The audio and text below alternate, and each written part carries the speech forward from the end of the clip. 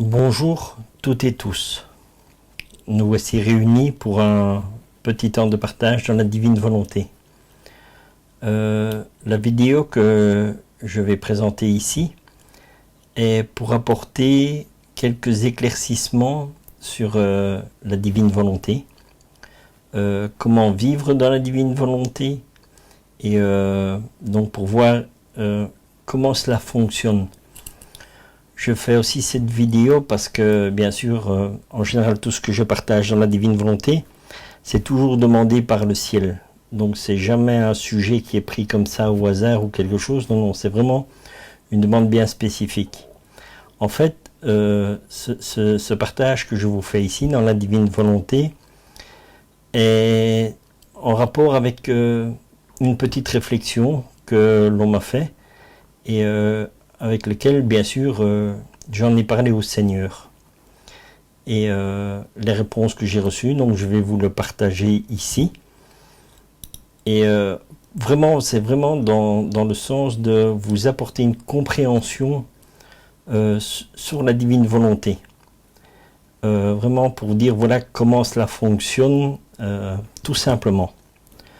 Je vous propose de commencer par une petite prière à notre Maman du Ciel, afin bien sûr qu'elle continue à nous guider sur le chemin de la divine volonté, puisqu'elle a vécu toute sa vie dans la divine volonté.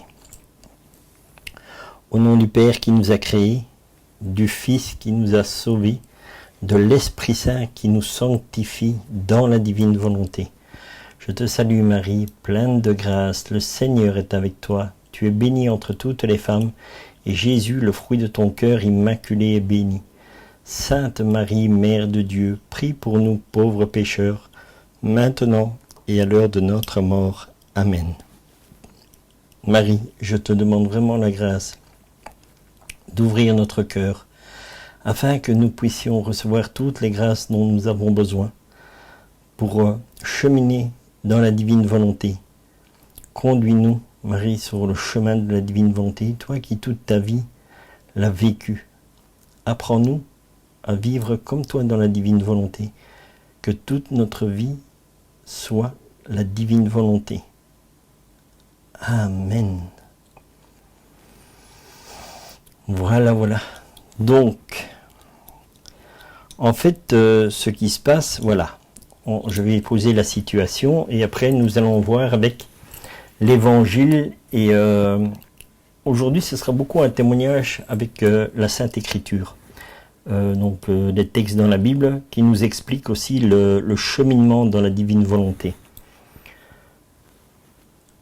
Il y a bien sûr une amie à moi qui me demandait toujours, Richard, qu'est-ce qu'il faut faire dans la divine volonté?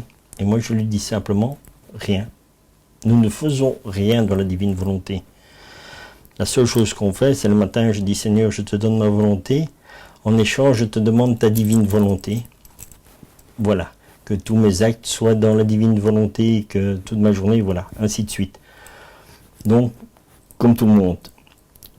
Mais voilà, donc mon amie, le petit souci qu'elle a, c'est elle rencontre des personnes et elle a l'inspiration. Elle dit, j'ai dans l'inspiration dans le cœur pour aller voir telle ou telle personne. Et elle me téléphone, elle dit, Richard, est-ce que je peux t'amener, j'ai des amis polonais qui voudraient bien parler avec toi, parce qu'ils ont 2-3 petites difficultés dans la vie et voir si on peut un peu parler du ciel et de la divine volonté.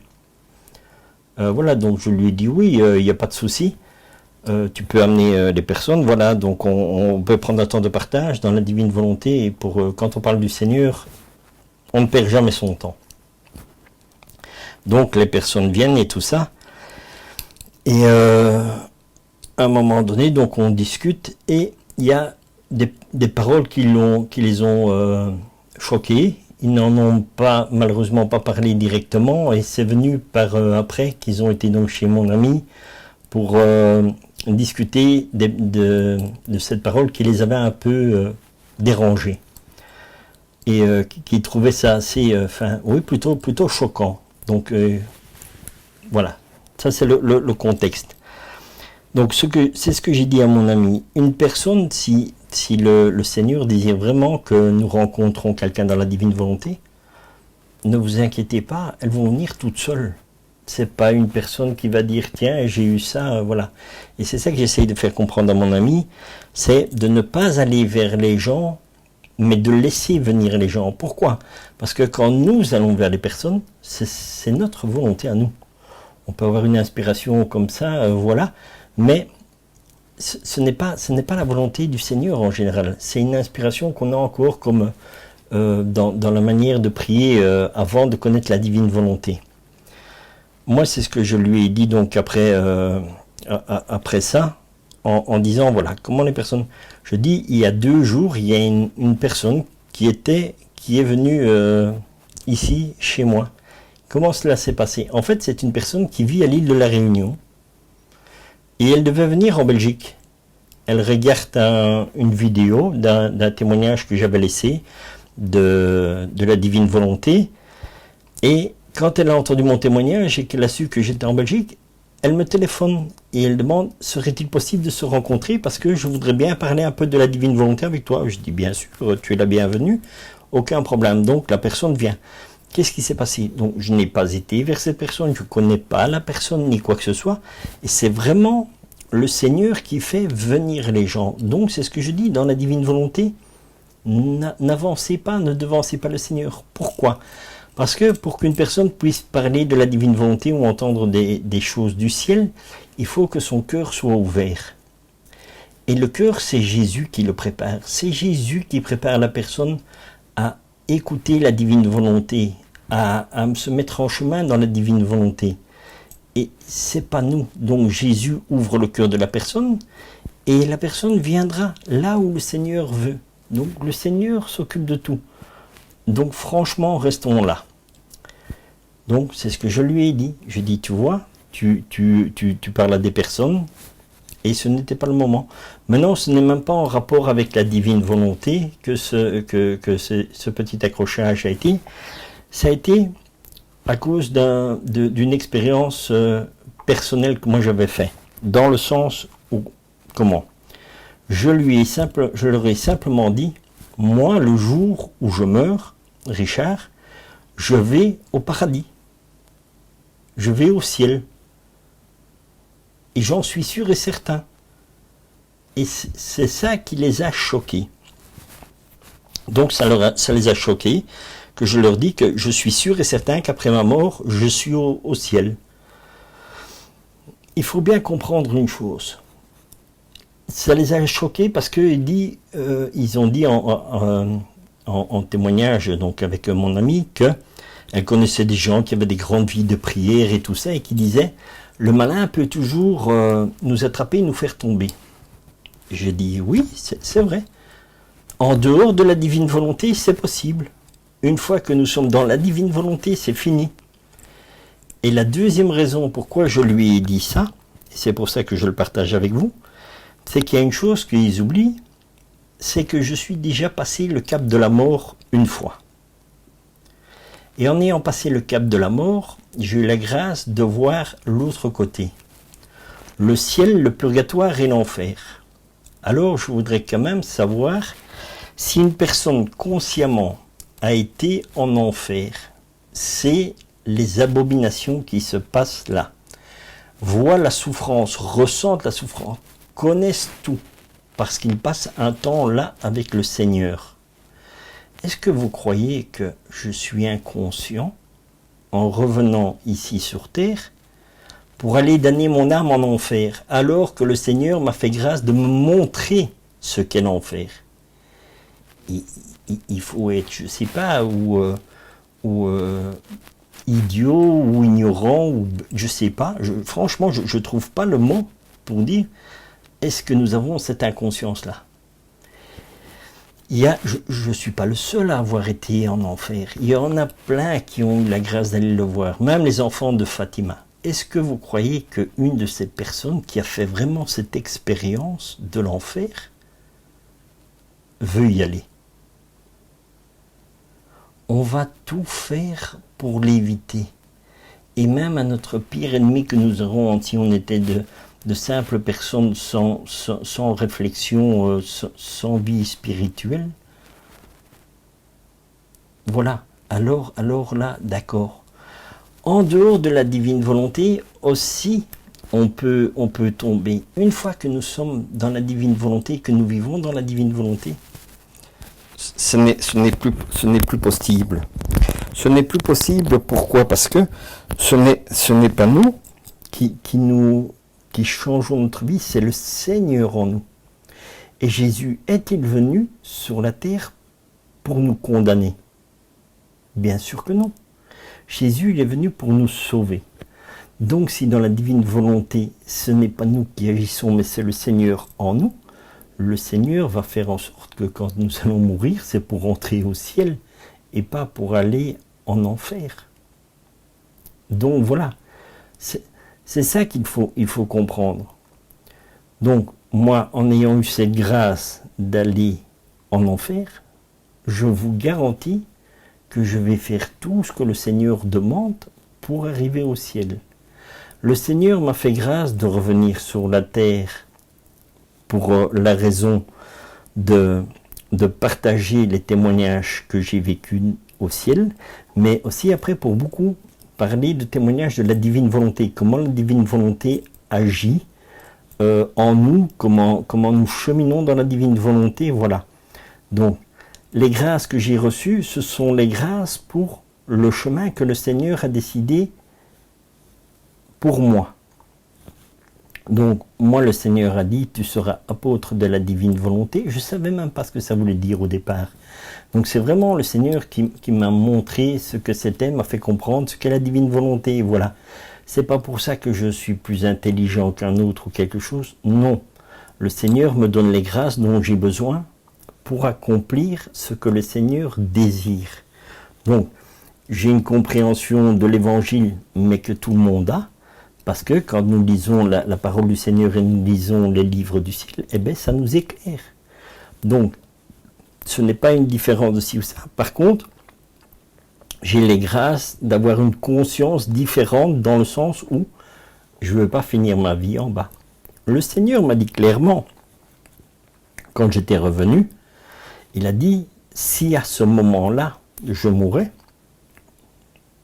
j'allais en enfer. Parce que l'état de vie dans lequel j'étais faisait que mon âme était en enfer. Parce que nous décidons de la destination où nous allons aller maintenant. Donc, c'est maintenant que nous devons décider, est-ce que nous allons au ciel ou est-ce que nous allons en enfer? Et bon, donc c'est vrai qu'il y a des gens qui n'ont pas conscience de ce qu'est l'enfer. Moi, j'en ai plein de conscience à 100%. Donc, je sais ce que c'est. Voilà, et c'est pour ça que j'ai la certitude que quand je meurs, j'irai au ciel. Pourquoi? Parce que je fais ce que Dieu demande.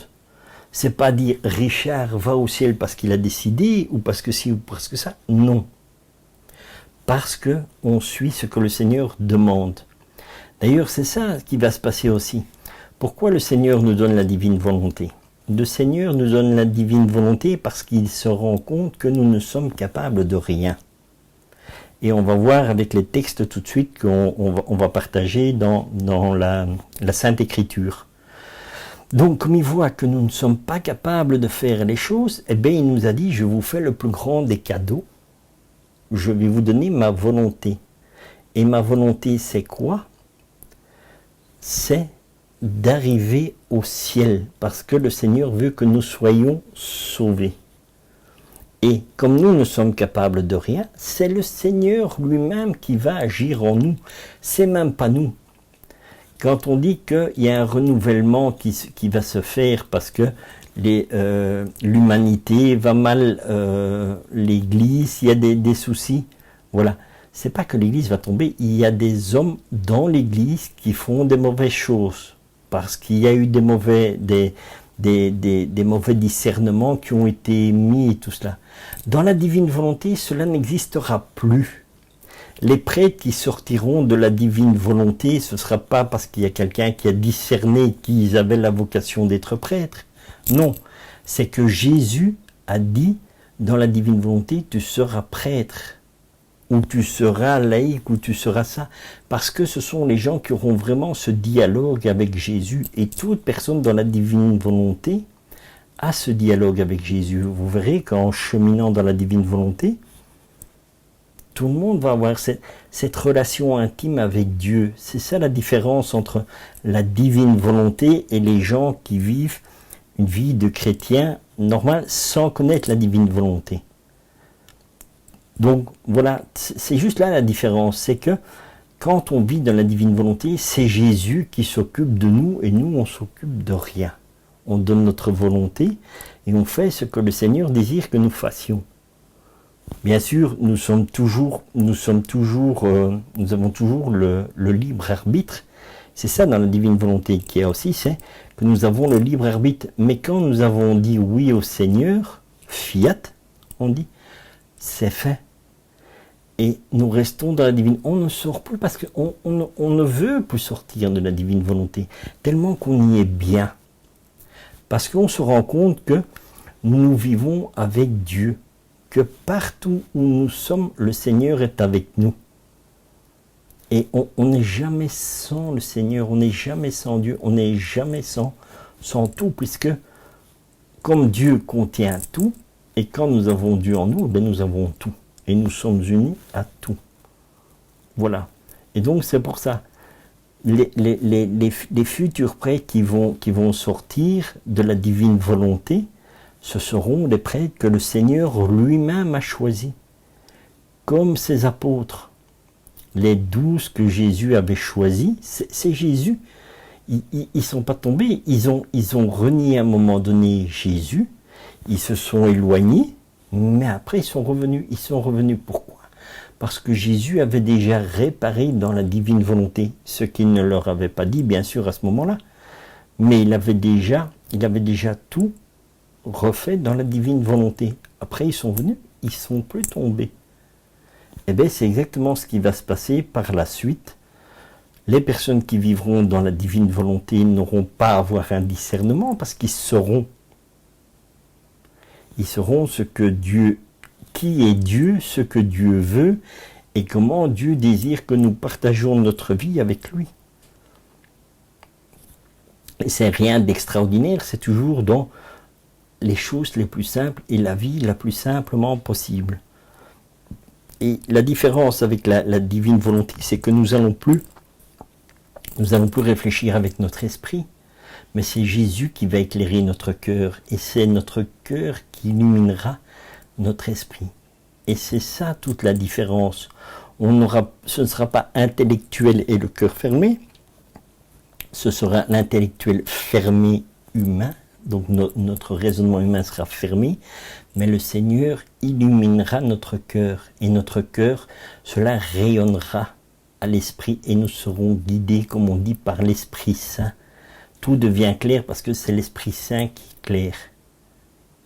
Donc voilà quelle est la différence. Donc voilà, et c'est pour ça que je le redis toujours, même à ces gens qui n'ont pas compris, j'ai dit c'est pas grave à mon ami, parce que mon ami elle était un peu désemparée en disant Richard, il trouve que tu as été fort en nous en dire que tu arrives au ciel. Ben oui, voilà, on a la certitude. Si nous vivons avec Dieu, que nous respectons tout ce que Dieu fait et dit, et c'est même pas moi qui le fais, c'est Jésus, moi je ne fais rien. La seule chose que je fais, je donne ma volonté, donc je donne mon libre arbitre à Jésus et je dis, fais de moi ce qu'il te plaira. Et j'accepte tout parce que, en fait, j'accompagne le Seigneur dans tout. Que ce soit dans les joies, dans les peines, dans la bonne santé, dans la maladie, en tout. Tout est en compagnie de Jésus. Donc, pourquoi est-ce que je m'inquiéterais? Maintenant, nous allons voir, voilà, on va un peu voir avec la Sainte Écriture, pour un peu comprendre et voir comment est-ce que nous pouvons avoir des certitudes que ce que nous faisons est la volonté du Seigneur et pas la nôtre. Donc, il suffit simplement de suivre les enseignements que Jésus donne dans l'Évangile, qui sont donnés donc dans la Sainte Écriture, mais que ce soit dans le Nouveau, l'Ancien Testament, ou dans l'Apocalypse, ou les lettres, tout. Donc la totalité de la parole de Dieu dans la Bible, dans la Sainte Écriture, nous amène à ce que nous soyons sauvés. C'est ça le but. Et encore, donc c'est ce qu'on dit aussi, tout n'est pas écrit dans la Sainte Écriture. Il y a encore des choses que Jésus a dit et a fait qui ne sont pas là. Nous le découvrons aussi dans les livres du ciel. Parce que nous savons maintenant ce que Jésus a fait dans son humanité, ce que nous ne savions pas. Parce que aussi dans l'Écriture, c'est dit aussi, il y a les 30 ans de la vie cachée de Jésus. Et ici, Jésus, dans les livres du ciel, nous explique tout ce qui passe. Donc maintenant, on va commencer. Et vous allez voir qu'avec ce qui est écrit dans la Bible et ce qui est vécu, est quand même, tout se rejoint en fait. Et combien de fois j'ai pas dit aussi que la Bible est notre vie, c'est écrit et nous la vivons. Et je vais prendre des textes de l'Évangile que je vais vous partager, où vraiment ce sont une expérience aussi que j'ai vécue. Et c'est pour ça que je vous dis que j'arrive au ciel et que je peux signer où j'y serai. Pas de moi, parce que moi je suis incapable. Et d'ailleurs, même l'Évangile le dit, et c'est pour ça que je dis, tout est clair, net, c'est marqué là. Donc, si nous avons confiance dans la parole de Dieu, dans la Sainte Écriture, parce que Jésus dit, je suis le chemin, la vérité et la vie, si je suis Jésus, que je dis la vérité, je suis sur le chemin et j'ai la vie. Si j'écoute pas ce que Jésus dit ou fait, eh bien je ne suis, si je ne dis pas la vérité, je ne suis pas sur le chemin, je n'ai pas la vie. Et le thème qu'on peut donner ici, parce que voilà, pourquoi, je vais vous dire pourquoi est-ce que Jésus a dit pour partager cette vidéo avec vous. Dans la spiritualité, avant que je connaisse la divine volonté, c'est ce que j'ai expliqué dans une vidéo de témoignage, j'ai lu beaucoup tout ce qui était les grands mystiques stigmatisés. Et par contre, j'avais vraiment envers la divine volonté une très grande dévotion envers Padre Pio. J'ai lu énormément de livres qui partagent donc la vie de Padre Pio. Voilà, donc quasi tout ce qui est sur Padre Pio, j'ai lu en français bien sûr. Donc voilà, donc pour dire que c'est quand même une personne, entre parenthèses, que je connaissais d'après les lectures que j'ai fait. Et il y a un moment donné où le Padre Pio, il passe une nuit dans un couvent et bien sûr il est toujours attaqué par le malin, parce que toutes les nuits il était attaqué. Et quand il se réveille, le matin, il voit un de ses directeurs spirituels qui était le Père Agostino. Et le Père Agostino lui dit, pourquoi est-ce qu'il est venu t'attaquer cette nuit? Et il dit, c'était parce que j'étais auprès d'une dame et que je priais et tout. Il dit, mais je la connais pas ni quoi que ce soit. Et quand le Père Agostino demande à Padre Pio, c'était qui cette dame? Et lui, il dit, c'est Raffaellina. Et je sais plus le nom de famille. Et le Père Agostino dit, mais je la connais cette personne. Et là-dessus, Padre Pio dit, conduis-moi à elle. Ils vont chez cette dame. La dame, quand elle voit Padre Pio, elle dit, je savais que vous alliez venir parce que vous êtes venu toute la nuit avec moi. Elle dit, j'attendais votre bénédiction pour partir. Et Padre Pio, il veut pas. Padre Pio, il veut qu'elle vive, qu'elle continue, mais la dame, en fait, elle voulait pas. La dame, elle décède. Padre Pio, il rentre, je sais pas, il commence à prier en disant, Seigneur, ça, il rentre un peu, il bouscule un peu le Seigneur pour dire, voilà, tu as dit ça, boum. Et le Père Agostino lui dit, arrête parce que c'est pas bien ce que tu fais. Il dit, et l'humilité. Et l'humilité, et voilà ton champ de bataille. Il dit, ton champ de bataille, c'est la souffrance et la mort. Donc c'est un fameux champ de bataille. L'humilité, c'est le champ de bataille de Padre Pio, et qui est la souffrance et la mort. Ça, ce sont les vertus aussi que dans la divine volonté, on n'a pas. Et le Seigneur, quand j'ai eu cette réflexion, donc on m'a dit, comment est-ce que Richard, il ose dire qu'il va aller au ciel? Mais qui oserait dire ça alors que tu peux tomber 10 000 fois? Et je disais ça au Seigneur, je dis, c'est quand même incroyable. Je dis, Seigneur, je dis les choses simplement, et le Seigneur me répond, voilà ton champ de bataille. Ton champ de bataille est l'incompréhension. Oh. Merci Seigneur, merci pour ce cadeau. Et voilà, et c'est vraiment ça que je vis, c'est une incompréhension. Mais tout cela, nous allons le découvrir dans les textes parce que ce que je dis, ça n'a rien d'extra. Tout est marqué dans la Bible, la Sainte Écriture. Et donc maintenant, je vais vous partager, on va partager quelques moments donc, de la parole et de l'Évangile, avec quelques explications que je vous ferai, et on partagera aussi avec quelques textes des livres du ciel. J'ai plus pris l'Évangile pour vraiment faire prendre conscience que, la divine volonté, sans l'Évangile, sans la Sainte Écriture, ça va pas. Donc, l'un éclaire l'autre, mais vraiment, la divine volonté, c'est vraiment la lumière pour comprendre l'Écriture. Et on va commencer par se mettre dans le bain avec Matthieu. Nous allons Matthieu, et à Matthieu, nous allons aller Matthieu 24. Donc, Matthieu 24, 35.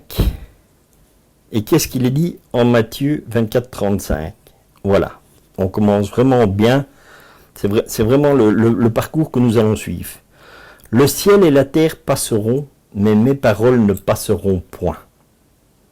Donc c'est-à-dire que le ciel passe, la terre passe, mais pas les paroles du Seigneur. Pourquoi? Parce que Jésus nous dit aussi, dans une autre partie de la Bible, je n'ai pas la référence exacte, mais quand il part au désert, quand Satan vient pour lui faire les tentations en disant « Si tu es le Fils de Dieu, change ces pierres en pain ». Qu'est-ce que Jésus lui répond? Jésus lui dit « L'homme ne vit pas seulement de pain, mais de toute parole sortie de la bouche de Dieu. » Voilà. Donc ce qui veut dire que la parole de Dieu, nous allons l'entendre, l'écouter. On ne sait pas ce qu'elle fait en nous, mais elle nous nourrit. Donc, elle va faire des choses que même nous n'en avons pas conscience, mais la parole du Seigneur agit toujours. Elle ne nous laisse jamais dans une... Elle nous transforme. Quoi que nous faisions, le Seigneur, il est toujours en train de travailler en nous, en nos cœurs, en nos âmes, pour que nous soyons sauvés. Alors, après ça, nous allons voir, voilà, c'est ce que je dis, on ne tourne pas en rond avec le Seigneur, comme on dit, c'est direct. Voilà, comme les gens ils disent, Richard, comment tu se dis, parce que boum, ça clash. Le Seigneur, c'est pareil. Hein. Jésus, si on regarde dans la Sainte Écriture, c'est boum, et voilà, ça passe pas par quatre chemins. Alors on va maintenant dans Matthieu 7, 11. En Matthieu 7, 11. Matthieu 7, 11. Qu'est-ce qu'il nous dit? Voilà. Si donc, mauvais comme vous l'êtes, vous savez donner de bonnes choses à vos enfants, combien plus, forte raison, votre Père qui est dans les cieux donnera-t-il de bonnes choses à ceux qui lui demandent? Et le Seigneur, il ne tourne pas autour du pot, c'est ce que je dis, voilà. Qu'est-ce qui est... L'Évangile te dit, si donc, mauvais comme vous l'êtes, on n'est pas bon, on est mauvais. Donc, c'est clair, c'est net. Si nous restons à faire notre propre volonté, à vivre notre vie selon ce que nous faisons, c'est quasi sûr et certain qu'on va en bas. Et encore, c'est ce que je dis, on ne connaît pas la miséricorde de Dieu. Donc à chaque seconde, la miséricorde de Dieu est là. Mais, c'est clair, c'est net, si donc vous, qui êtes mauvais comme vous l'êtes, vous savez donner de bonnes choses à vos enfants, à combien plus forte raison votre Père qui est dans les cieux donnera-t-il de bonnes choses à ceux qui le lui demandent? Donc, comme nous savons que nous sommes mauvais et que le Seigneur nous dit, Je te fais grâce de pouvoir avoir la divine volonté, de pouvoir vivre divinement. Pas que toi, Richard, tu sais le faire ou n'importe. Non, non. Moi, Jésus, je te propose de venir vivre en toi et de te diviniser. Parce que comme nous venons du ciel, nous avons cette divinité en nous que le Seigneur a insufflée, puisque c'est lui notre Créateur. C'est lui qui insuffle la vie en nous. Donc, la partie divine, elle est là. Mais elle ne vit pas comme le Seigneur voudrait qu'elle soit vivante. Et c'est pour ça qu'il nous fait cadeau de la divine volonté, pour nous faire comprendre aussi que nous pouvons arriver à cet état. Mais pas par nous, parce que nous ne sommes que des êtres humains. Mais Dieu peut le faire. Alors, donc, c'est clair, c'est net, vous qui êtes mauvais, boum, le Seigneur, il n'a pas mis des gants, il n'a pas si, voilà. Hop. Mais, donc le Seigneur nous dit, et après il nous dit, votre Père qui est dans les cieux peut vous donner à plus forte raison de choses. Qu'est-ce que le Père veut nous donner? Le Père veut que nous ayons la divine volonté, que nous ayons la vie de son Fils Jésus-Christ en nous, et que nous ne faisions qu'un avec lui. Comme Jésus ne faisait qu'un avec le Père, dans la divine volonté, Jésus dit que nous ne fassions qu'un. Voilà. Alors, maintenant, quand nous allons dans l'évangile, donc on est mauvais, on n'arrive à rien, tout seul, boum. Et Seigneur, et comment on doit faire? Eh bien, le Seigneur nous donne la réponse. Il nous donne dans Matthieu 19,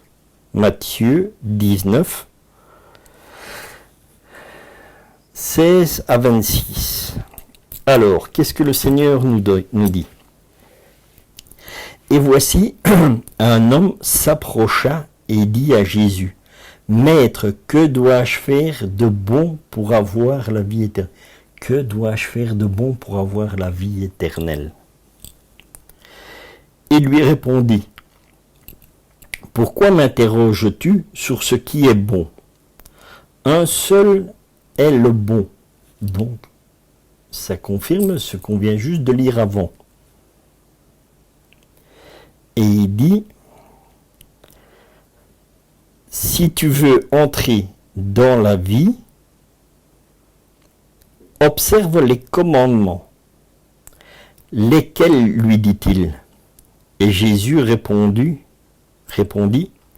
tu ne tueras point, tu ne commettras point d'adultère, tu ne déroberas point, tu ne diras point de faux témoignages, honore ton père et ta mère, et tu aimeras ton prochain comme toi-même.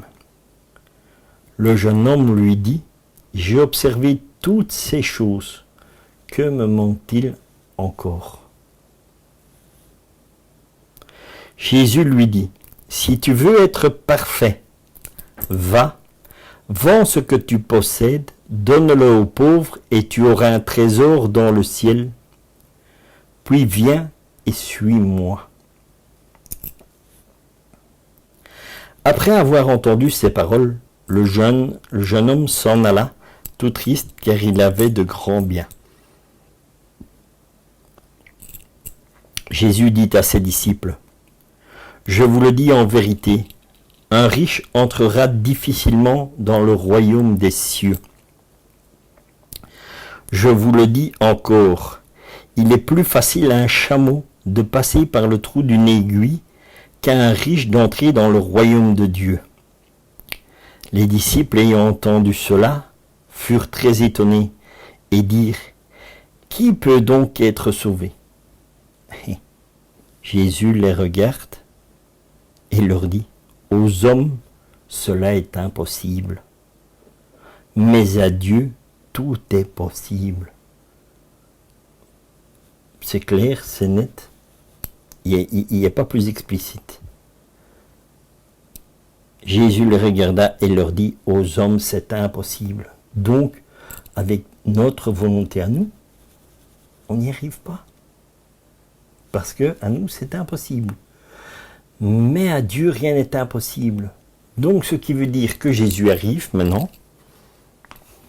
On est en 2022, Jésus arrive et il dit, je te donne ma divine volonté. Moi, Jésus, je me donne à toi.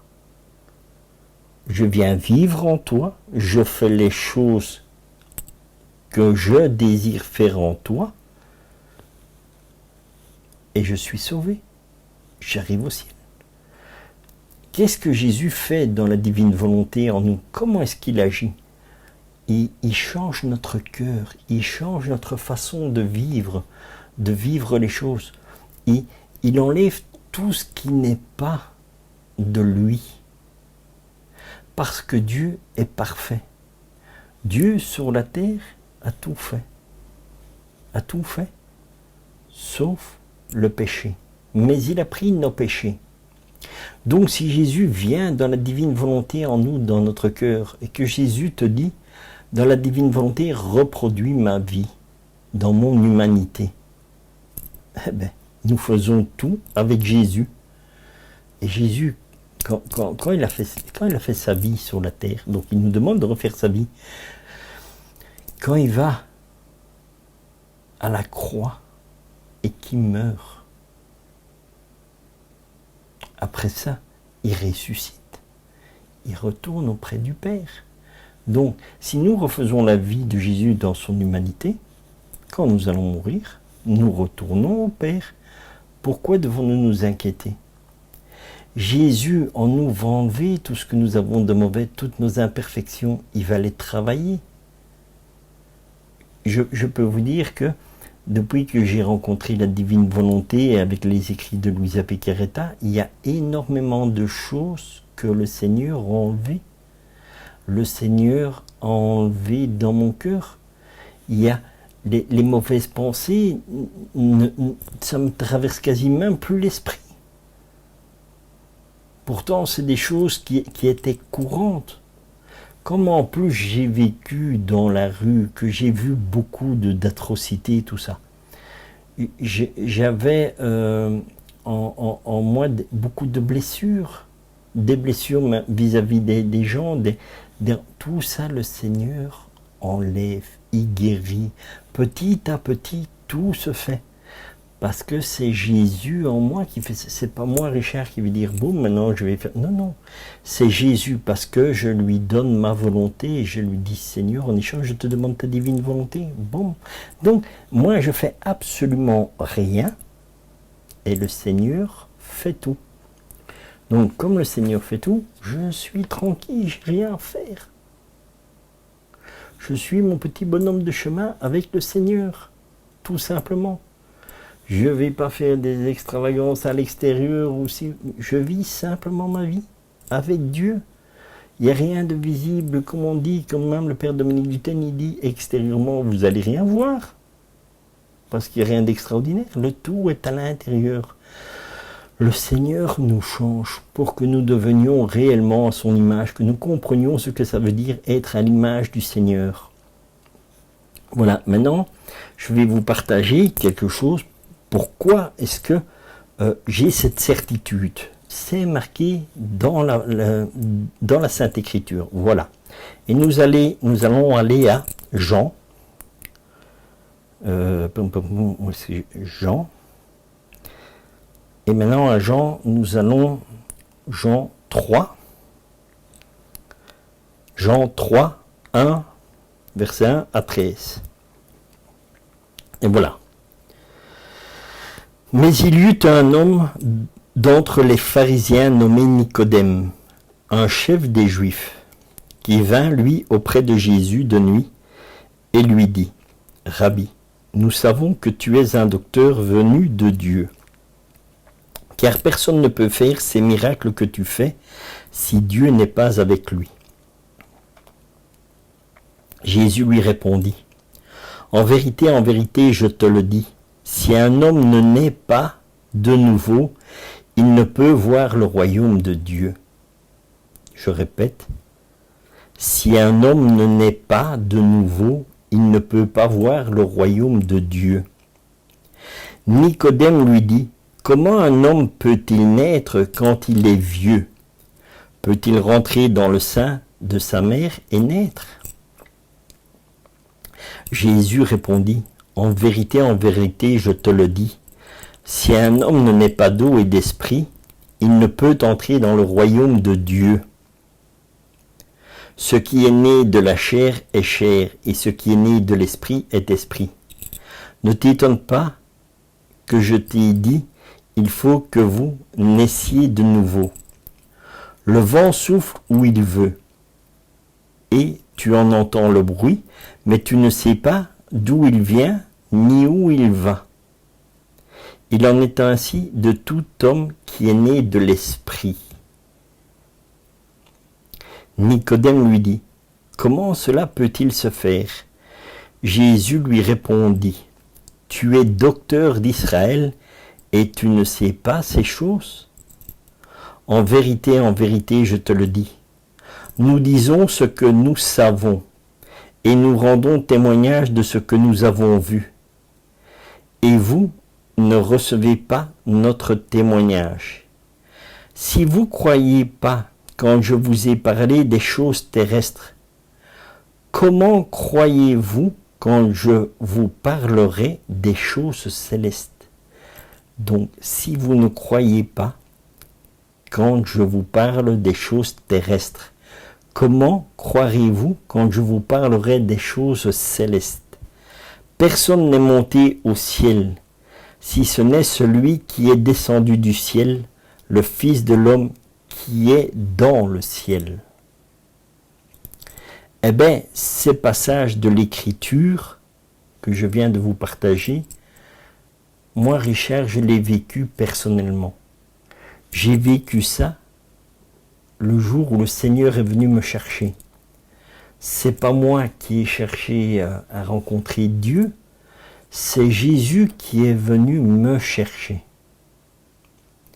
Et vous pourrez le voir dans les vidéos de témoignages que j'ai sur la chaîne YouTube, où j'ai mis deux vidéos de témoignages.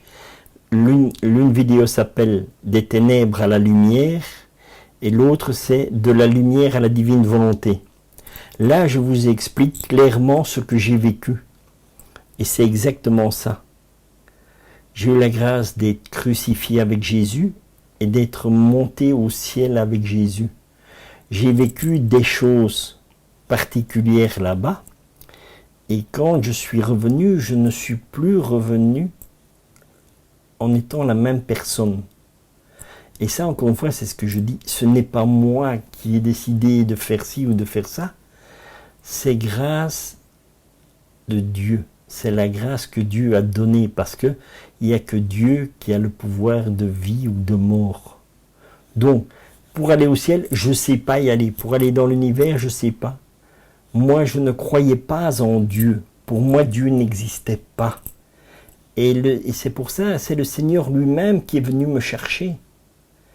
Et quand il est venu me chercher, il m'a regardé comme ça, crucifié sur la croix, il m'a regardé.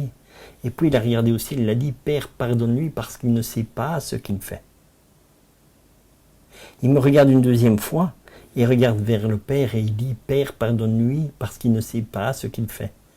Et la deuxième fois que le Seigneur a prononcé cette parole, mon âme est sortie de mon corps et j'étais crucifié avec Jésus à la croix.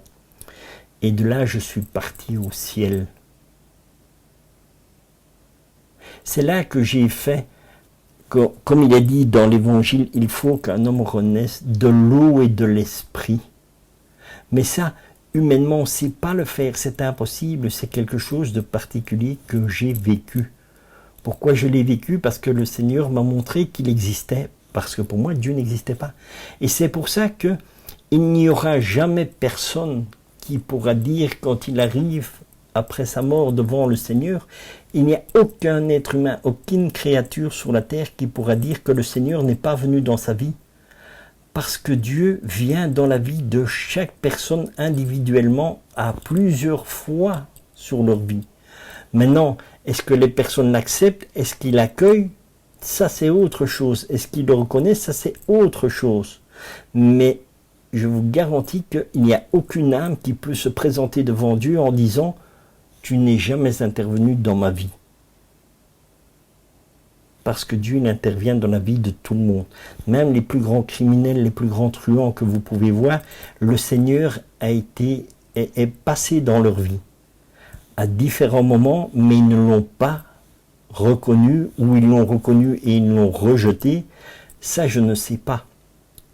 La seule chose que je sais qui est une certitude, c'est qu'aucune âme, quand elle va se présenter devant Dieu, ne pourra dire « T'es jamais venu me voir ». Comment? On ne sait pas. Dieu peut venir, il peut apparaître directement, comme moi j'ai eu cette grâce et tout ça, comme il peut venir par une personne. Il peut venir par un frère, par une sœur, comme on dit. Voilà. Ça, c'est toujours entre Dieu et la créature. Donc voilà. Donc ça, c'est vraiment quelque chose que j'ai vécu. Et c'est pour ça que je dis que je ne m'inquiète absolument pas. Parce que en ayant été au ciel, eh bien, en ayant été au ciel, le Seigneur m'a fait voir des choses et vivre des choses et des enseignements. Tout l'enseignement que moi j'ai reçu au départ est un enseignement du ciel et pas sur la terre. Par contre, à un moment donné, qu'est-ce que le Seigneur il a fait? Il a dit maintenant, rentre dans mon église et suis le chemin. Comme toute personne. Parce que moi, Richard, quand j'ai été au ciel et tout ça, je ne connaissais pas tout ce qui était de l'église. Je ne connaissais pas les sacrements dans l'église et tout ça. Et tout ça, j'ai appris ici. En suivant un parcours, un cheminement comme tout être humain. Donc le Seigneur n'a pas fait une exception pour moi parce que, en disant ça ou ça. Non, non. Il me dit, rentre dans mon église et suis le chemin comme tout le monde. C'est pour ça que je dis, j'ai rien d'extraordinaire, j'ai rien de plus que l'une ou l'autre personne. Le Seigneur m'a donné les grâces dont j'avais besoin pour la mission qu'il m'a confiée. Voilà, tout simplement. Alors, continuons. Donc après, quand nous vivons cela, qu'on revient, c'est bien, on est né de l'esprit et de l'eau. Maintenant, cheminons. Cheminons comme toute personne. Donc, qu'est-ce que le Seigneur nous apprend dans l'évangile après, quand on a fait ça? Pourquoi est-ce qu'on a raté aussi au départ? On a raté parce que nous n'avons pas construit notre vie sur le roc, comme Jésus nous le dit. Et c'est justement ce passage-là dans l'évangile que nous allons aller voir maintenant, c'est Matthieu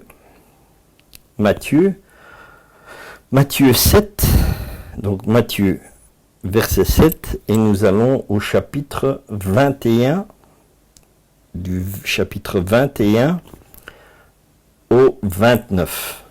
Et qu'est-ce que le Seigneur nous dit dans l'évangile? Ceux qui me disent « Seigneur, Seigneur » n'entreront pas tous dans le royaume des cieux. Poum, encore une fois, une petite, comme on dit, une petite claque au passage, que le Seigneur nous remet un peu sur le droit chemin. Ceux qui me disent « Seigneur, Seigneur » n'entreront pas tous dans le royaume des cieux. Mais celui-là, seul, qui fait la volonté de mon Père qui est dans les cieux. Oh. Là aussi, c'est clair, c'est net. Ceux qui me disent Seigneur, Seigneur n'entreront pas tous dans le royaume des cieux. Mais celui-là seul qui fait la volonté de mon Père qui est dans les cieux. Et si on commence un peu juste à penser juste à ce petit verset-là, la volonté du Père, c'est quoi? C'est la divine volonté. C'est pas compliqué, hein? Donc, si nous restons dans notre vie normale, ça ne nous intéresse pas, la divine volonté. C'est-à-dire, ouais, je ne connais pas, ça m'intéresse, je ne comprends pas. D'accord, tout ça, on peut l'entendre. Mais il faut quand même un peu se poser certaines questions, alors à ce moment-là, et dire, voilà, en disant, non, moi je fais cette prière-là, donc, est-ce que nous sommes meilleurs que Dieu? Malheureusement, notre volonté humaine, c'est ce qu'elle nous apprend. Ce sont des choses que, voilà, l'exemple de mon ami, c'est un peu un exemple comme ça. Je lui dis, ne fais rien, mais non, non, je sens que je dois aller là. C'est bien, ce sont des inspirations peut-être qu'elle avait dans la prière et que c'est venu comme ça, mais ceux qui me disent Seigneur, Seigneur, n'entreront pas tous dans le royaume des cieux. C'est clair, c'est net. Bon, continuons. Plusieurs me diront en ce jour-là, Seigneur, Seigneur, n'avons-nous pas prophétisé par ton nom? N'avons-nous pas chassé des démons par ton nom? Et n'avons-nous pas fait beaucoup de miracles par ton nom? Encore une fois, là, notre volonté humaine, notre orgueil, nous avons prié ci, nous avons prié ça. Pourquoi est-ce que je vous parle comme ça? Parce que je l'ai vécu moi aussi personnellement. Comme tout le monde, j'ai découvert le Seigneur, j'ai découvert des choses, j'ai rencontré des choses, puis j'ai commencé à prier, et je suis tombé dans l'orgueil spirituel. Bon, c'était plus le Seigneur qui faisait, c'est moi. En ton nom, Seigneur, boum, j'ai guéri cette personne. Oh, ben oui, voilà, c'est ce qui m'est arrivé. C'est pour ça que le Seigneur me fait grâce aussi. Dans tout ce que je vous partage, dans les témoignages tout simples, c'est parce que je les ai vécus. Tout ce que je partage, je l'ai vécu. Le Seigneur me l'a fait vivre, ou l'a permis que je le vive. Parce que le Seigneur, c'est ce qu'il dit aussi. D'un grand mal, j'en fais un grand bien. J'ai été drogué, je suis tombé dans des choses très très graves, et bien le Seigneur, de ce mal-là, il en a fait un grand bien.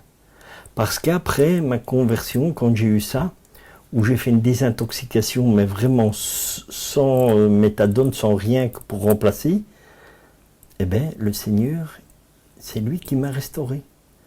Par après, qu'est-ce que cela m'a appris?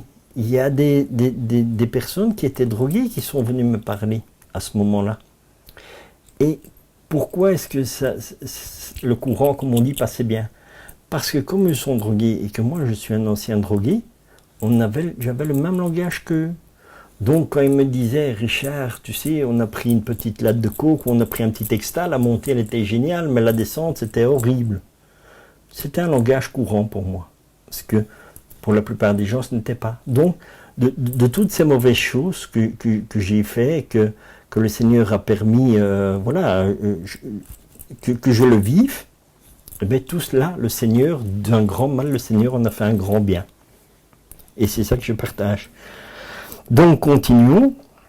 Alors, au 23, alors je leur dirai ouvertement, je ne vous ai jamais connu, retirez-vous de moi, vous qui commettez l'iniquité. Voilà. Après, on me dit, Richard, t'es un peu brusque dans les paroles que tu dis ou les mots que tu dis. Oui, peut-être, mais voilà, si nous lisons l'évangile, ben, c'est exactement pareil, quoi. Le Seigneur, il te dit, alors je vous dirai ouvertement, je ne vous ai jamais connu, retirez-vous de moi, vous qui commettez l'iniquité. Tout ça, ce sont des pièges dans lesquels nous tombons quand nous ne vivons pas dans la divine volonté. Parce que nous faisons les choses de par nous-mêmes. Mais dans la divine volonté, tout ça disparaît parce que nous ne faisons plus rien. C'est Jésus qui le fait en nous. Et c'est ça qu'il faut toujours bien comprendre. Tout cela est fait par Jésus en nous. Et nous ne faisons rien. Pardon. Continuons. 24. C'est pourquoi quiconque entend ces paroles que je dis et les met en pratique sera semblable à un homme prudent qui a bâti sa maison sur le roc. Ce que moi, Richard, je n'ai pas fait, puisque je ne connaissais pas Dieu. Donc je ne savais pas construire ma maison sur le roc. Je ne connaissais pas les commandements de Dieu. Jésus, comme tout le monde, il a dit commandements, oui c'est bien, mais c'est quoi les commandements? J'en connaissais aucun.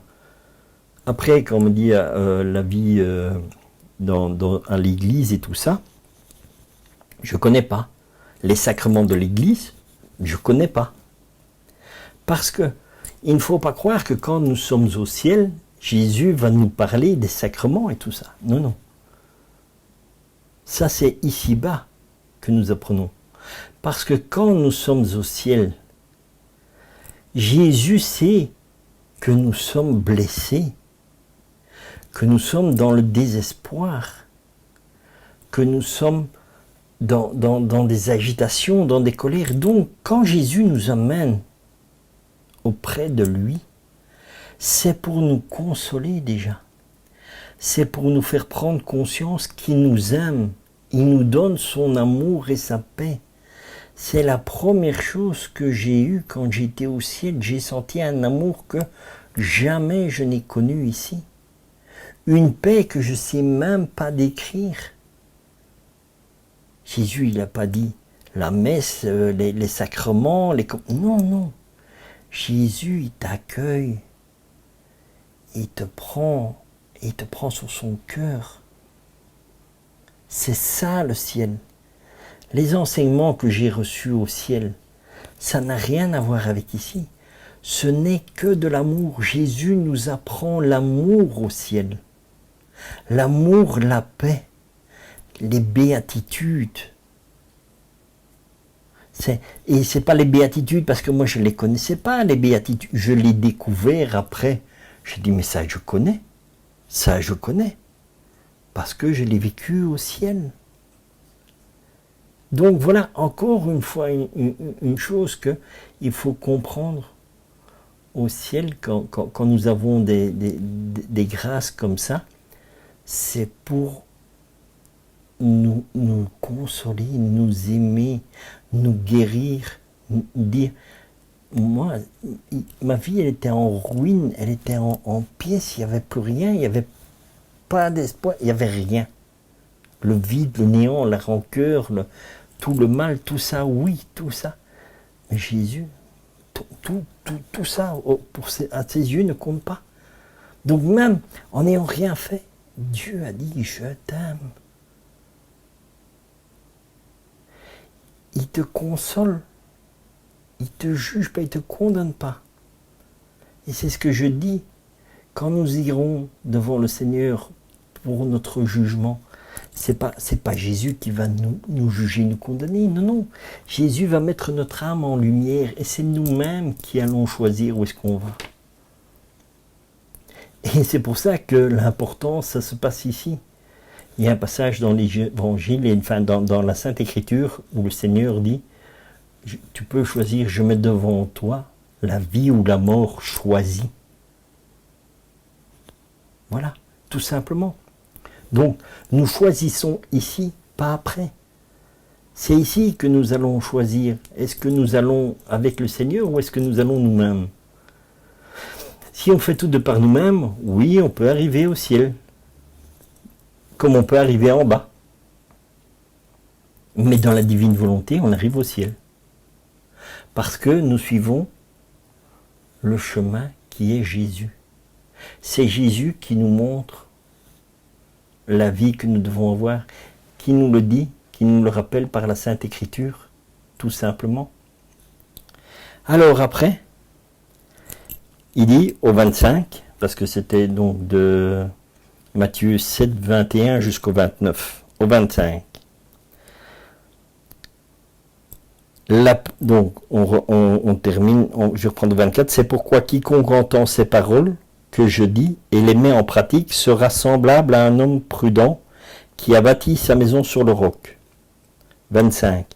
La pluie est tombée, les torrents sont venus, les vents ont soufflé et se sont jetés contre cette maison. Elle n'est point tombée parce qu'elle était fondée sur le roc. Le roc, c'est quoi? Le roc est plein. Mais Jésus dit aussi, pierre sur ta pierre, je vais bâtir mon église. Le roc, c'est la Sainte Écriture. C'est la parole de Dieu. C'est les commandements de Dieu. C'est le magistère de l'Église. C'est le catéchisme de l'Église. C'est tout ça le roc. Si nous faisons tout ça, que nous suivons tous les chemins, on y est. Notre maison est fondée sur le roi. Et maintenant, en plus de ça, donc, comme on n'est pas terrible parce que un jour ça va, un autre jour ça va, dans la divine volonté, ça va tout le temps. Il n'y a plus de soucis.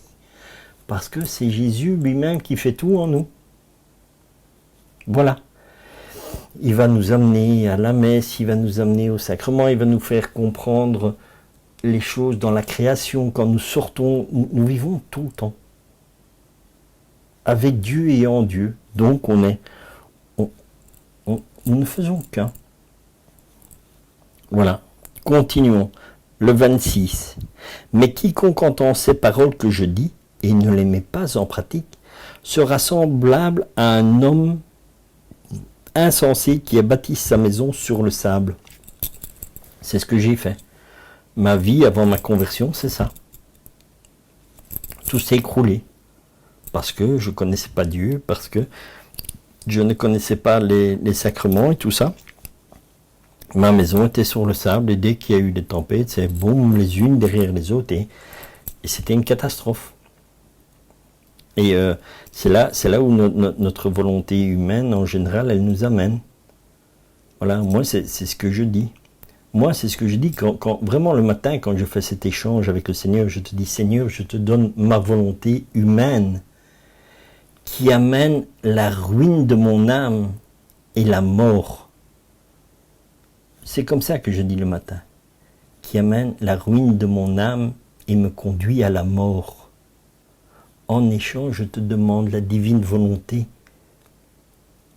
Ta volonté, Seigneur, la divine volonté qui me restaure, la divine volonté qui me fait grandir, la divine volonté qui va m'amener au ciel. Voilà ma prière du matin que je fais, tout simplement. Parce qu'il n'y a que la divine volonté où je suis sûr et certain que j'arrive au ciel. Parce que Jésus est venu pour nous sauver. Il est mort sur la croix. Il est mort sur la croix pour que nous ayons la vie éternelle. Donc je suis sûr que, en faisant la divine volonté, en vivant dans la divine volonté, en posant les actes dans la divine volonté, je vais au ciel.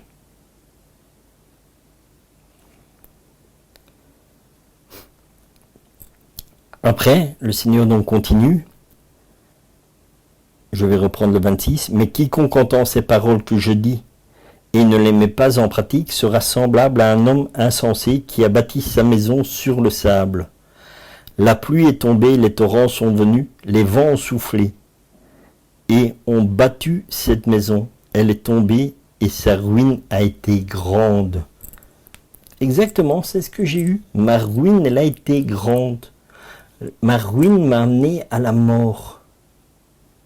Ma volonté humaine a détruit mon âme et je suis mort. Et je suis mort réellement. Et si le Seigneur ne me fait pas cette grâce de revenir, je meurs pour l'éternité parce que je suis condamné à l'enfer. Parce que ma vie à moi que j'avais fait me conduisait droit en enfer. Parce que j'ai enfreint tous les commandements de Dieu. Et je n'ai absolument rien fait de bon. Voilà. Donc ce qui est marqué dans l'évangile, là, je l'ai vécu aussi. Et c'est pour ça que je vous le partage. Et c'est pour ça que je peux vous le partager comme ça, simplement parce que ce sont les choses que j'ai vécues. Et c'est ça que Jésus nous disait avec Nicodème. Quand on peut parler des choses qui sont au ciel parce qu'on les connaît. Et j'ai eu cette grâce, donc je suis revenu du ciel.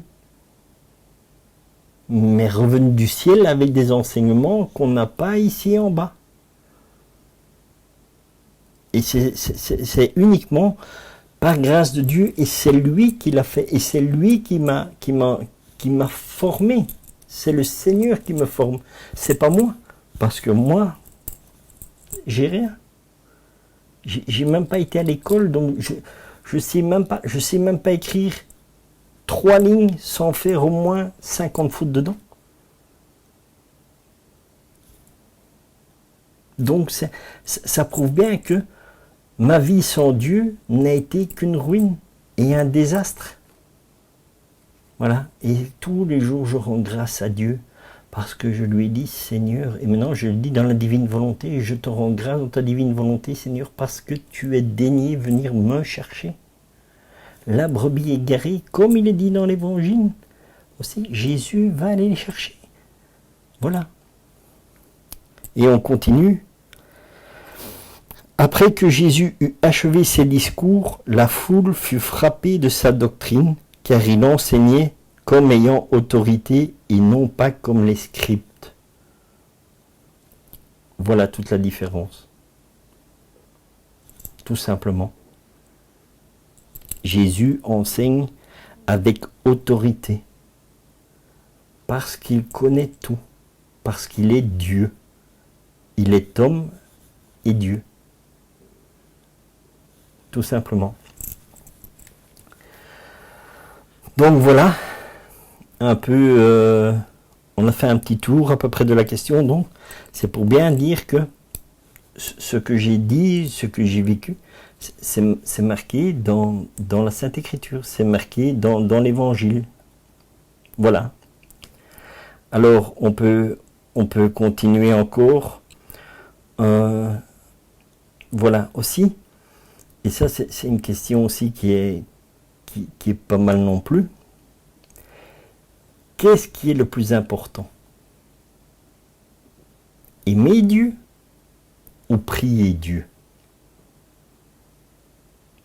Parce que, voilà, encore une fois, c'est ce que je dis, la première chose que Dieu va nous bousculer, mais vraiment dans la divine volonté, c'est la prière. Et beaucoup de personnes disent, « Ouah, Richard, mais moi je fais ça comme prière, ça, là. » Moi c'est ce que j'ai dit, j'ai aussi fait avant, je priais le rosaire tous les jours, le chapelet de la miséricorde et tout ça, voilà. Encore une fois, c'était ce que moi je voulais. Mais le Seigneur nous dit tout à fait autre chose dans la vie. Dans le livre du ciel, il dit une chose, si tu veux prier, prie, mais prie comme moi. Donc, pas comme Richard veut, mais comme Jésus veut. Et là, c'est encore, là, de nouveau, on bouscule un peu parce qu'on dit, oui, mais moi je fais mon rosaire, je fais ci, je fais, oui, c'est bien. C'est bien, jamais j'irai critiquer le rosaire, jamais j'irai critiquer quelqu'un qui a une neuvaine, parce que c'est vrai. La prière, elle est toujours bonne. C'est quelque chose qui nous unit à Dieu. Mais quand nous entrons dans la divine volonté et que nous allons dans la divine volonté, nous aurons une autre compréhension. Et moi, c'est ce que je dis, c'est important de faire ce que le Seigneur demande. Et au point de vue de prière, pourquoi je vous mets cette question. Aimer Dieu ou prier Dieu, quel est le plus important? Le plus important est de faire la volonté de Dieu. Et quelle est la volonté de Dieu dans l'Écriture? Donc, ce n'est pas quelque chose que moi je dis, c'est quelque chose qui est dit dans la Sainte Écriture. Et là, on va aller à Corinthiens, 1 Corinthiens. 1 Corinthiens, et 1 Corinthiens, nous allons au 13, donc 1 Corinthiens 13, verset 13. Qu'est-ce qui nous est dit 1 Corinthiens 13, 13? Aujourd'hui, non, maintenant, donc, ces trois choses demeurent. Maintenant, donc, ces trois choses demeurent. La foi, l'espérance et l'amour. Et la plus grande de ces choses est l'amour. La réponse, elle est là. Qu'est-ce qui est plus important? Aimer Dieu ou prier Dieu? 1 Corinthiens 13, 13. Maintenant donc, ces trois choses demeurent, la foi, l'espérance et l'amour. Mais la plus grande de ces choses, c'est l'amour. Ça ne veut pas dire que il ne faut pas prier. Mais le plus important, c'est d'aimer. Parce que si nous n'aimons pas, la prière, elle est vide. Et c'est ça le problème de nos prières à nous. Nos prières à nous, elles sont humaines avec notre volonté. Et notre volonté, elle n'est pas la volonté de Dieu, donc elle est sans amour. Tandis que quand nous disons Seigneur, Seigneur, donne-moi ta divine volonté et viens toi prier en moi. Et que nous faisons les prières que le Seigneur veut. Là, tout change. Mais au final, il ne reste que l'amour. Et si vous voulez prier, eh bien faites comme Jésus le demande et pas comme vous voulez prier. Jésus, voilà. Dans la prière avec Jésus, vous allez les trouver, on ne va pas les lire parce qu'il y a encore deux, trois petits passages que je voudrais vous partager. Vous pouvez trouver la prière dans le tome 11, dans le tome 11, le 3 mai 1916 et le 15 juin 1916. Là, ce sont les textes du ciel que Jésus donne à Louisa et que maman Marie lui donne. Comment prier dans la divine volonté? Et là, on revient à la prière que le Seigneur veut. Donc cette prière est avec l'amour. Mais le plus important est l'amour, parce que si nous n'avons pas l'amour, notre prière, ça ne vaut pas grand-chose. Alors, maintenant, ce que je veux aussi partager, là, je vais vous prendre quand même le texte, parce que, voilà, ça revient de nouveau avec le sujet que j'ai voulu vous partager ici sur cette vidéo.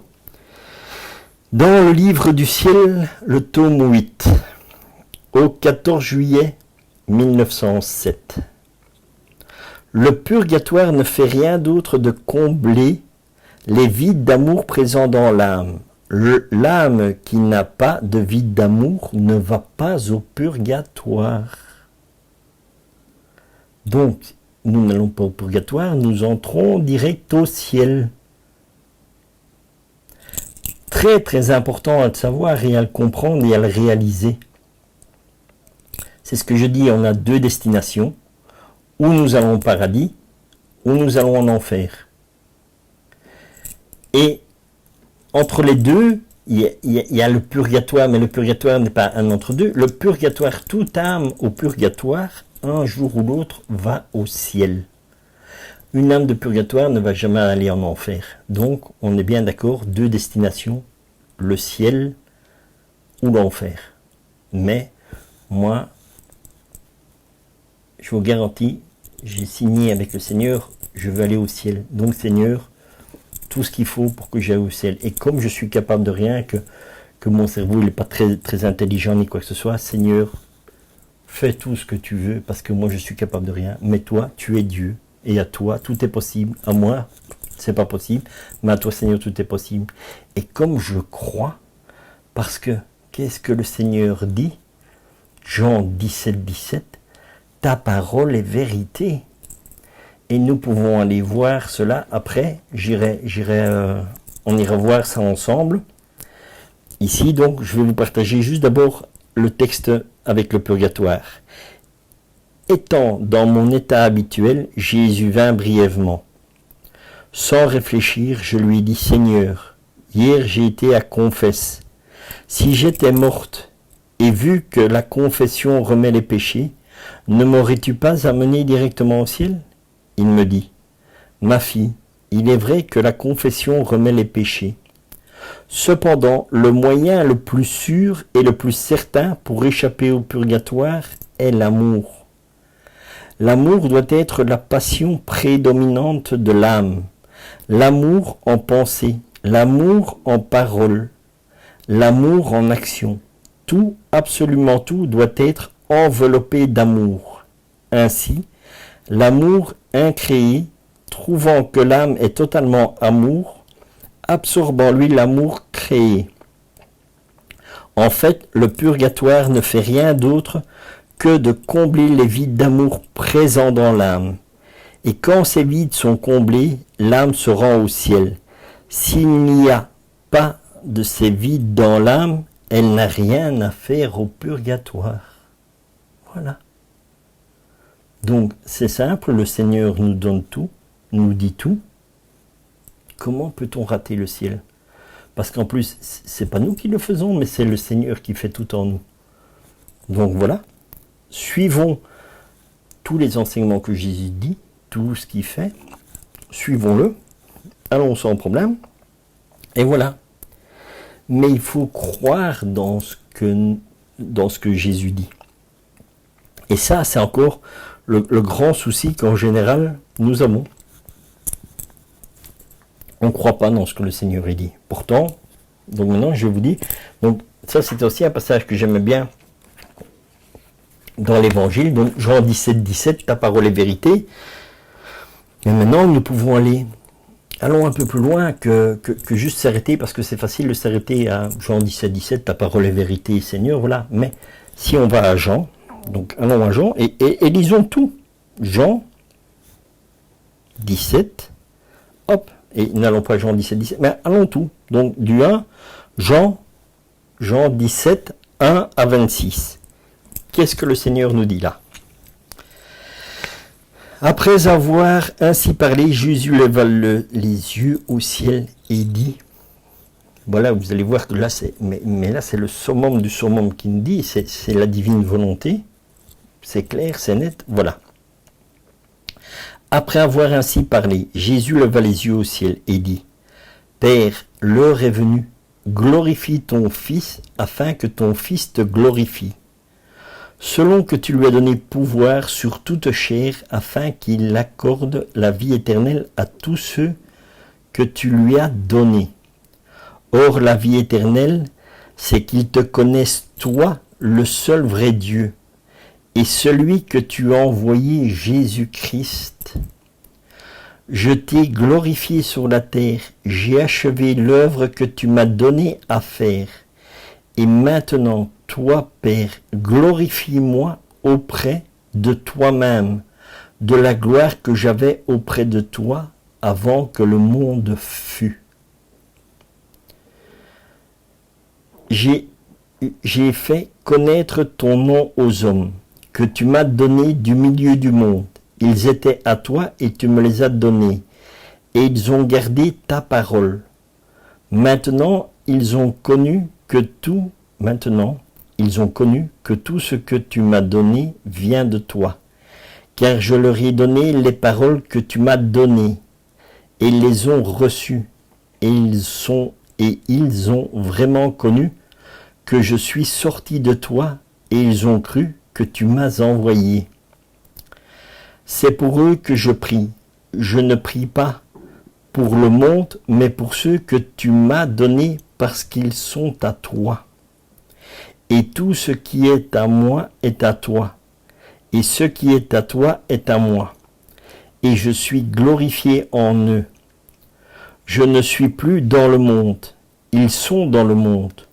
Je vais à toi, Père Saint, garde en ton nom ceux que tu m'as donnés, afin qu'ils soient un comme nous.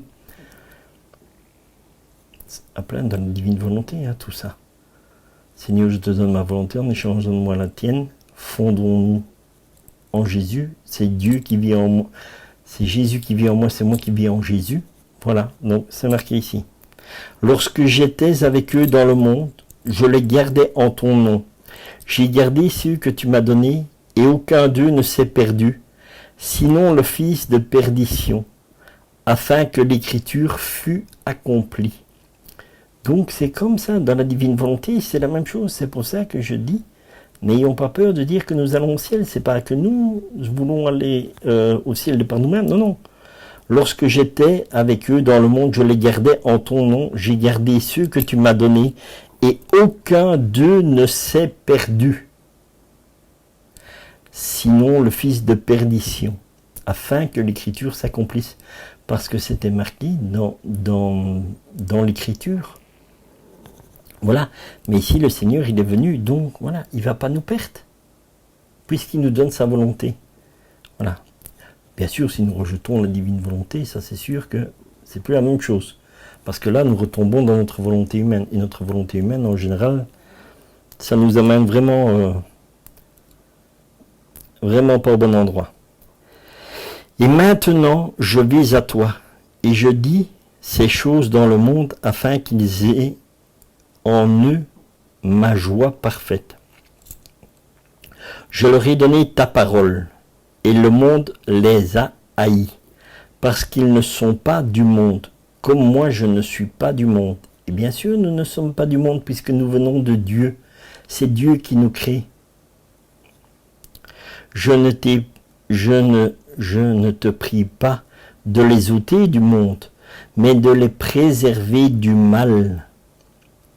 Donc voilà, il ne veut pas nous enlever du monde pour l'instant, parce que ce n'est pas encore notre temps, mais de les préserver du mal. Donc ça veut dire que Jésus, il est là.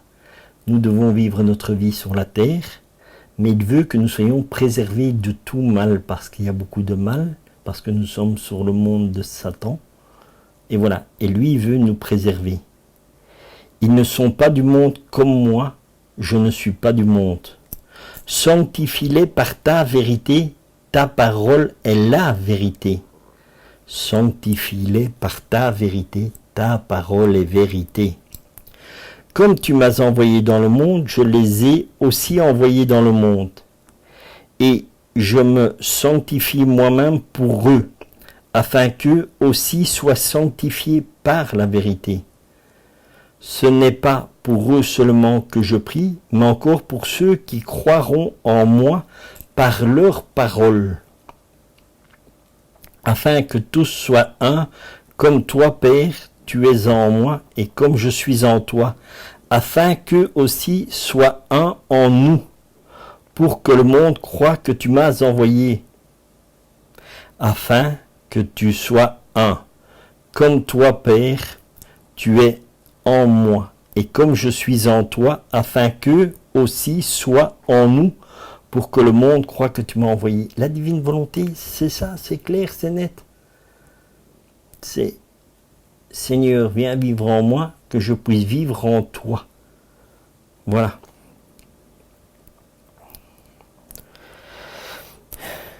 Je leur ai donné la gloire que tu m'as donnée, afin qu'ils soient un comme nous sommes un. Je leur ai donné la gloire que tu m'as donnée, afin qu'ils soient un comme nous sommes un. Moi en eux et toi en moi, afin qu'ils soient parfaitement un. Et que le monde connaisse que tu m'as envoyé et que tu les as aimés comme tu m'as aimé. Voilà, donc on vient bien encore sur ce que je dis. Qu'est-ce qui est plus important, aimer Dieu ou prier Dieu? Ce n'est que de l'amour. Donc c'est aimer avant de prier, et après quand nous savons aimer, parce que c'est Jésus qui nous permet d'aimer dans sa divine volonté avec son propre amour. C'est pour ça que c'est un amour réel, parce qu'il n'y a qu'en Dieu qui a l'amour. Voilà. Et donc tout, même les prières par la suite deviennent amour. Père, je veux que là où je suis, ceux que tu m'as donnés soient aussi avec moi, afin qu'ils voient ma gloire, la gloire que tu m'as donnée, parce que tu m'as aimé avant la fondation du monde. Père juste, le monde ne t'a point connu, mais moi je t'ai connu, et ceux qui ont connu que tu m'as envoyé. Père juste, le monde ne t'a point connu, mais moi je t'ai connu, et ceux-ci ont connu que tu m'as envoyé.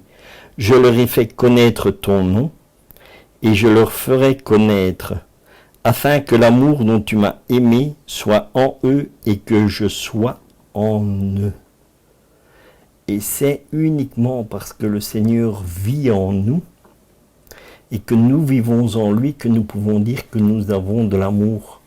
Mais pas notre amour à nous, l'amour de Dieu. Parce que Dieu seul est amour et Dieu seul peut donner l'amour. Et l'amour que nous avons, c'est l'amour de Dieu qui vit en nous. Et donc voilà, encore une fois, on n'a rien, on ne fait rien. C'est Dieu qui fait tout. Voilà, donc je vous invite vraiment à lire, à relire ce passage de Jean 17, 1 à 26. Et vraiment, on va vraiment comprendre ce qu'est l'amour de Dieu, parce que là, c'est l'un des plus beaux passages où vraiment le Seigneur nous fait prendre conscience de la divine volonté et de l'amour qui règne.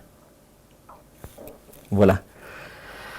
Alors, où est-ce que nous pouvons encore aller pour terminer?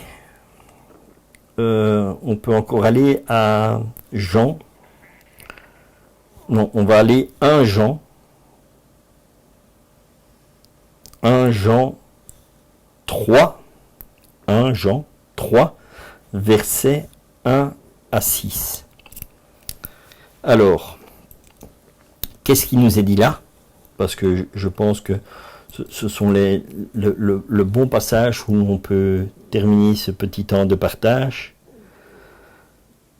Voyez quel amour le Père nous a témoigné, pour que nous soyons appelés enfants de Dieu, et nous le sommes.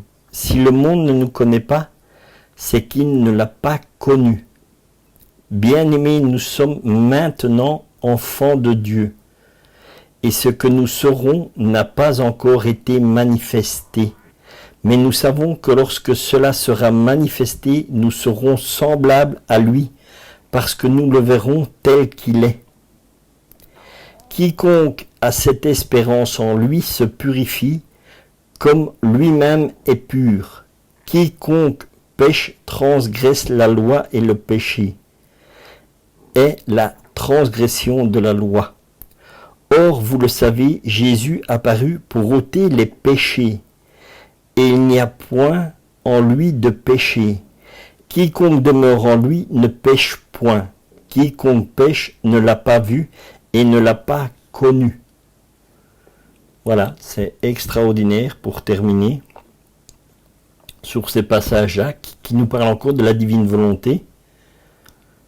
Bien que nous soyons maintenant enfants de Dieu, et ce que nous serons n'a pas encore été manifesté, la divine volonté.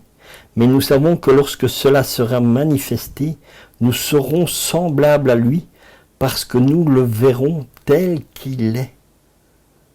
Tel que Dieu est, tel que Dieu nous donne cette grâce de le comprendre, de savoir, de vivre avec lui, la totalité dans la divine volonté.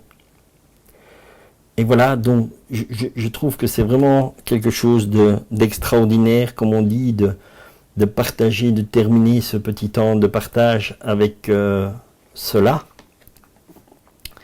Et encore aussi, ce que je peux vous partager, encore une petite anecdote, où on voit, et vraiment c'est là où on voit comment le Seigneur agit en nous, dans la divine volonté.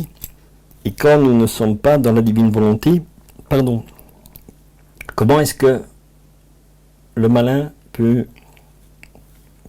nous faire dévier de la route et qu'on arrive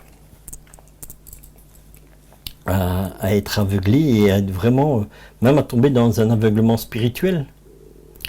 C'est encore quelque chose que je peux vous témoigner, parce que un jour, je parlais avec de la divine volonté, et je dis, oui, c'est vraiment un évangile, comme l'évangile de l'amour, comme Jésus dit, voilà, on peut l'appeler l'évangile de l'amour.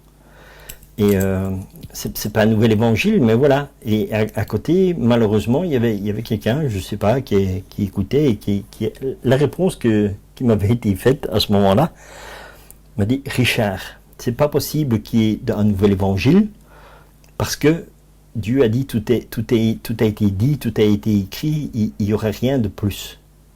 Donc ce que tu dis, ça va pas. Je dis: comment ça va pas? Je dis: nous ne sommes quand même pas plus intelligents que le Seigneur. Jésus ne l'a pas dit que c'est un nouvel évangile. Il a dit, nous pouvons l'appeler l'évangile de l'amour. Elle dit, voilà, donc dans la Bible, voilà, c'est comme ça, il y a rien, on ne s'est rien ajouté, rien retiré, telle qu'elle est là, tout est dit. D'accord. Je dis, ça va. Je n'ai pas de souci avec ça. Mais je dis, je vais quand même juste aller te prendre un passage dans la Sainte Écriture, parce que, voilà, je suis pas très intelligent, je connais pas trop l'évangile et toutes ces histoires-là. C'est ce que je dis. Si je me permets un peu de temps en temps de parler avec les textes de l'évangile, c'est pas que je connais la parole de Dieu ou la Bible. Non, c'est vraiment la grâce que le Seigneur m'a donnée d'avoir cette facilité avec l'évangile. C'est le Seigneur qui me dit, voilà, il y a tel passage dans la Bible. Quand je lis un passage du livre du ciel, le Seigneur, souvent il me fait comme ça, il me dit, regarde, Richard, il dit, regarde, tel texte, eh ben, va voir dans la Bible, parce que c'est dit. Et c'est comme ça que je me sers de l'écriture, parce que, encore une fois, voilà, c'est pas moi, mais c'est le Seigneur. Le Seigneur, il dit, voilà, je fais tout. Et c'est pour ça que je dis, je suis un grand fainéant, je fais rien. Je laisse faire le Seigneur. Dans la divine volonté, c'est lui qui s'occupe de tout. Et moi, je l'accompagne, tout simplement. Et donc, comme on me disait ça, j'ai dit d'accord. Et nous allons aller chercher, et on terminera là-dessus, Apocalypse 14. Et nous allons, donc Apocalypse chapitre 14, et nous allons versets 6 et 7. Et qu'est-ce qu'il est dit? Parce que, donc, comme on dit, voilà, l'évangile, tout est mis dans l'écriture. Oui, d'accord, oui, mais en plus c'est marqué dedans. Tu vois, c'est ça que je trouve dommage, parce que c'est des gens qui ont 20 ans, c'est malheureux, la personne, je la connais bien, c'est 20 ans de vie de chrétien, d'aller à la messe quasi le plus souvent possible, une vie de prière avec le Seigneur et tout. Malheureusement, c'est comme nous tous, on est tombé dedans, sans amour, sans la divine volonté. Parce que dans la divine volonté, qu'est-ce que le Seigneur dit? Apocalypse 14, 6 et 7. Et qu'est-ce qu'il est dit? Je vis un autre ange qui volait au milieu du ciel, ayant un évangile éternel pour l'annoncer aux habitants de la terre, à toute nation, à toute tribu, à toute langue et à tout peuple. Il disait d'une voix forte, craignez Dieu et donnez-lui gloire, car l'heure de son jugement est venue, et adorez celui qui a fait le ciel et la terre, et la mer et les sources d'eau. Voilà. Donc, c'est pas que c'est pas dit, ni quoi que ce soit. Le problème, c'est que sinon on n'a pas cette véritable vie avec Dieu, qu'on cherche vraiment, qu'on ne veut pas du Seigneur, eh bien, tout ça, on passe à côté. Parce que c'est écrit. Je vais le répéter. Apocalypse 14, versets 6 et 7. Je vis un autre ange qui volait au milieu du ciel, ayant un évangile éternel, et l'annoncer aux habitants de la terre, à toutes les nations, à toute tribu et à toute langue, et à tout peuple. Il descend avec un évangile éternel. C'est la divine volonté. Parce qu'il n'y a que la divine volonté qui est éternelle. Parce que c'est Dieu éternel. Et quand nous rentrons en Dieu, nous rentrons dans l'éternité de Dieu. Nous sommes nés aussi sur la terre pour vivre éternellement. Toute créature qui naît va vivre éternellement. Donc, et c'est pas, donc ça c'est la révélation de Saint Jean, parce que l'Apocalypse c'est révélation. Donc c'est pas quelque chose de terrible où on dit, il y en a beaucoup qui, malheureusement il y a beaucoup de gens qui viennent Apocalypse, boum, c'est un truc sombre. Non, c'est juste la révélation. Et donc au verset 7, il disait d'une voix forte, craignez Dieu et donnez-lui gloire, car l'heure de son jugement est venue, et adorez celui qui a fait le ciel et la terre, et la mer et les sources d'eau. Voilà. Tout simplement. Eh bien, là-dessus, C'est vraiment magnifique pour conclure cette petite vidéo. Voilà, j'espère ne pas avoir été trop long, mais vraiment, ce sont des choses vraiment à partager pour vraiment que le Seigneur puisse continuer à nous faire avancer sur le chemin de la divine volonté. Et vraiment, entrons dans la divine volonté, laissons vraiment le Seigneur agir en nous, parce que lui seul peut nous faire vivre dans l'amour, avec son amour. Et avec son amour, quand nous avons son amour à lui, nous pouvons le rendre à Dieu, pour le glorifier, pour le louer, pour le remercier pour tout. Et l'amour, ça va, nous lui rendons ça. Et nous allons vraiment faire comme Jésus faisait sur la terre. Jésus, après avoir été parlé dans les foules et tout ça, il se retire. Il se retire et il va prier le Père. Mais c'est pas prier comme nous connaissons, c'est vraiment ce cœur à cœur avec son Père. Et c'est là aussi cet amour, parce que il avait cet amour en lui, il le donnait. Mais Jésus lui dit, dans son humanité, c'est sa divinité qui a fait que toute son humanité, il savait la vivre. Parce que comme il était de deux natures, il était de nature humaine et nature divine. Et la nature humaine avait besoin de la divinité pour pouvoir vivre tout ce qu'il a passé. Parce qu'aucun être humain sur terre ne sait vivre ce que Jésus a vécu. On ne pouvait même pas l'imaginer, on ne pouvait même pas le concevoir. Mais par grâce dans la divine volonté, le Seigneur nous éclaire sur tout. Terminons par une petite prière, vraiment pour rendre grâce à Dieu. Vraiment, et surtout que le Seigneur continue vraiment à agir en vos cœurs et à vos âmes pour que nous devenions tous vraiment des enfants de Dieu dans l'amour et la paix et la simplicité. Et restons toujours vraiment dans ce cœur à cœur avec Dieu. Au nom du Père qui nous a créés, du Fils qui nous a sauvés, de l'Esprit Saint qui nous sanctifie dans la divine volonté. Notre Père qui êtes aux cieux, que ton nom soit sanctifié, que ton règne vienne, que ta très sainte volonté soit faite sur la terre comme au ciel. Donne-nous aujourd'hui notre pain de ce jour. Pardonne-nous nos offenses, Seigneur, comme nous pardonnons à ceux qui nous ont offensés. Et ne nous laisse pas entrer en tentation, mais délivre-nous du malin. Dans ta divine volonté, Seigneur, je te rends grâce et je te remercie pour toutes les grâces que nous recevons à travers ce partage que tu as voulu dans la divine volonté. Je te rends grâce, Seigneur, au nom de toutes les créatures, passées, présentes et futures. Merci, Seigneur, pour tout ce que tu fais, en nos cœurs et en nos âmes. Amen. À bientôt.